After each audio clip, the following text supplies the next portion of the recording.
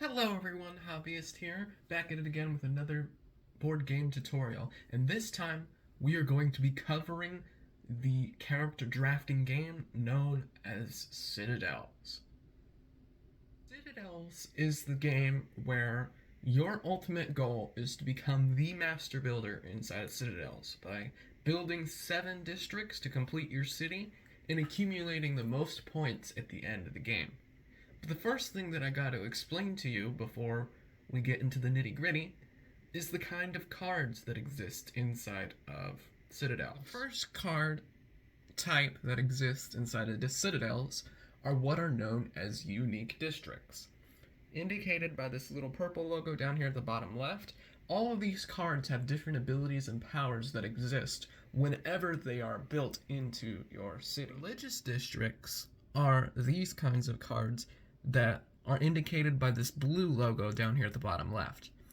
A lot of times, these types of districts don't necessarily benefit anybody except for the rank 5 characters, which I'll explain later. Noble districts are indicated by this crown logo at the bottom left, and are oftentimes beneficial to all of the rank 4 characters inside of Citadels. Military districts are indicated by this red logo at the bottom left, and are oftentimes beneficial towards the rank 8 characters. Lastly, we have the trade districts, indicated by this green logo at the bottom left corner of the card, and these oftentimes benefit the rank 6 characters.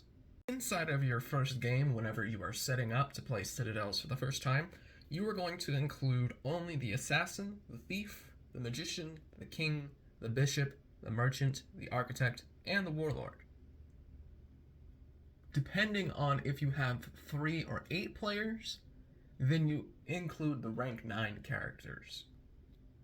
Constructing the district deck, you're going to include the smithy, the school of magic, the haunted quarter, the wishing well, the factory, the statue, thieves' den, laboratory, quarry, library, map room, dragon gate, keep, and imperial treasury.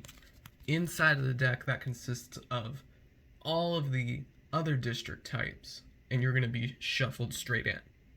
There are only ever going to be 14 districts that are unique that are inside of the entire Citadel's deck. Once you've gotten all of the tokens laid out, you will take all of the cards that match the characters, and they will all be shuffled together. Everybody is also going to receive 2 gold as their starting currency, and they're going to receive 4 of the shuffled district cards. The oldest player that is sitting at the table is going to receive the crown and be known as the crown player. The advantages that they get as the crown player is that at the beginning of the game, whenever you are selecting your characters, they are always going to get first pick. They're going to manage the shuffling of everything, and they're going to be essentially the game master for the duration that they have the crown. During the selection phase, all that typically happens is that you're going to consult the rules based on how many players exist, and you are going to discard the number of cards that are necessary. Once you have discarded the necessary cards, the crown player will get the first pick at the remaining characters, and kind of choose it based on the cities that they have and the way that they're trying to build. If you want to see more as far as character abilities goes and the specifics of strategy in certain points, I've got videos right up here that talk all about it.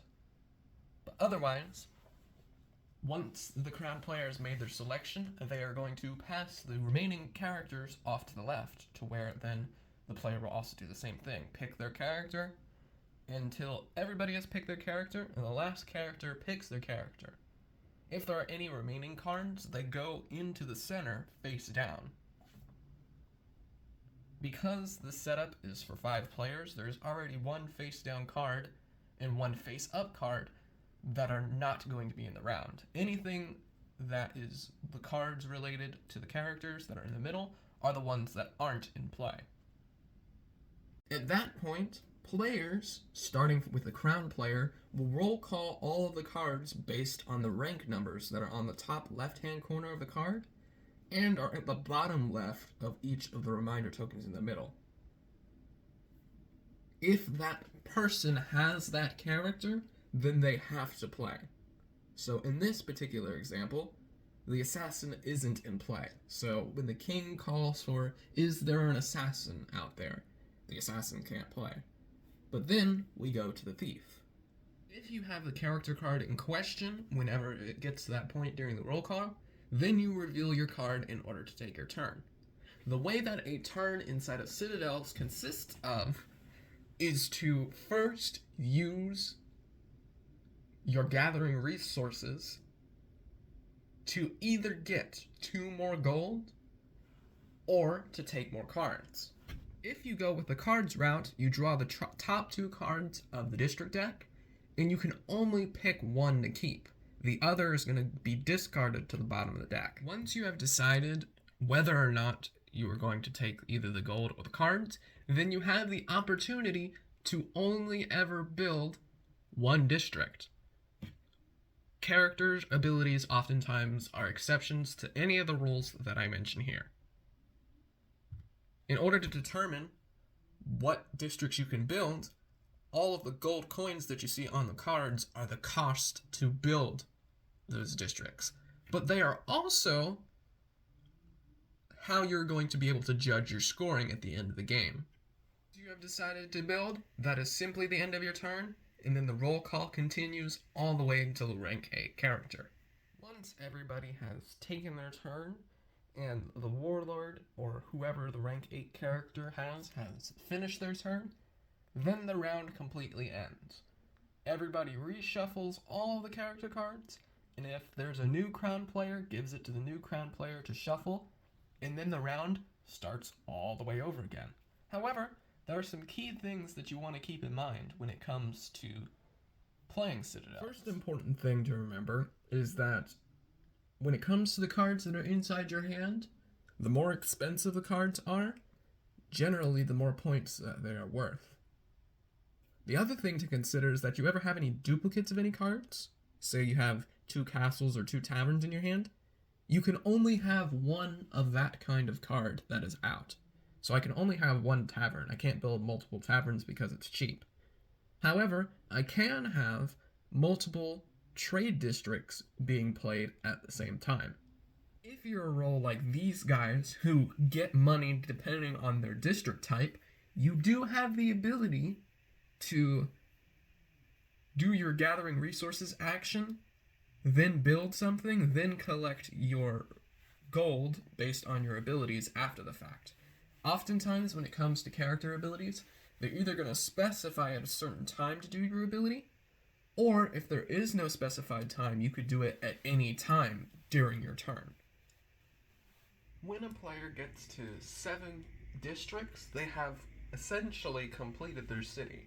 Once a player has done so, that indicates that that round that is currently being played is the last round. And basically from that point going forward, you go and count up points. The way that the point system works inside the Citadels, in order for you to add it all up, is of course each of the individual gold coins is worth 1 point. So you add all that up that's on the cards. If you're the first person who completed your city, then you get 4 additional points on top of that. If you manage to get 1 of each type of district, a trade, noble, military, religious, and unique, then you get an additional 3 points added on top of your score. Any other player who completes their city after you will get an additional 2 points added to their score. The only other thing that you have to take into account when it comes to your scoring is that aside from the completed city points, the 1 of each type points, and the actual points that you have on the board, some of the unique districts will carry over abilities that will add you extra points in the endgame. Once that's done, whoever has the most points simply wins the game. That's all that there is to Citadels. I hope you guys found this information to be quite useful, and be on the lookout for those characters, because these character guides will most certainly help you play into effect how your playstyle is going to go inside of Citadels. But otherwise, thank you guys so much for watching. Make sure to hit that subscribe button, and I'll see you in the next video.